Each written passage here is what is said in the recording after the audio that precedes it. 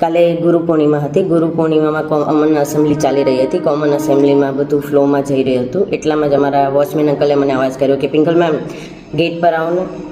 તો હું ગેટ ઉપર ગઈ. ત્યાં એક પેરેન્ટ્સ ઊભા હતા. મેં ટાઈમ જોયો. ટાઈમ થઈ રહ્યો હતો 8:34 થઈ રહી હતી અને સ્કૂલનો ટાઈમ છે 7:45નો. 7:45થી 8 વાગ્યા સુધી તમે પહોંચી જાઓ એ રીતે. હાય, આઈ એમ પિંકલ, ધીસ ઇઝ ડે 3. તો અમારી બીજી એક રિસ્પોન્સિબિલિટી છે લેટ કમર્સની. લેટ કમર્સમાં મેં પેરેન્ટ્સને જોયું.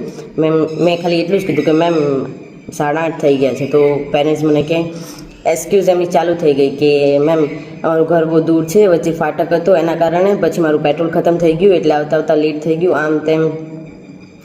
ઓકે, પછી હાઈ ઓથોરિટીની પરમિશન લેવી પડે કે બચ્ચાને અંદર આવવા દેવાનું કે નહીં આવવા દેવાનું. તેને પરમિશન લીધી. મેં કીધું કે વાંધો નહીં આવવા દો અને મેં એને લીધું. એટલામાં જ પતી નથી જતું. અમારે એની બુક મીન્સ કે રેકોર્ડ બુક હેન્ડલ કરવી પડે છે, જેમાં છોકરાનું નામ, ગ્રેડ, કેટલા વાગે આવ્યું એ બધું મેન્શન કરવામાં આવે છે. તો yes, this is our responsibility for day 4. Thank you.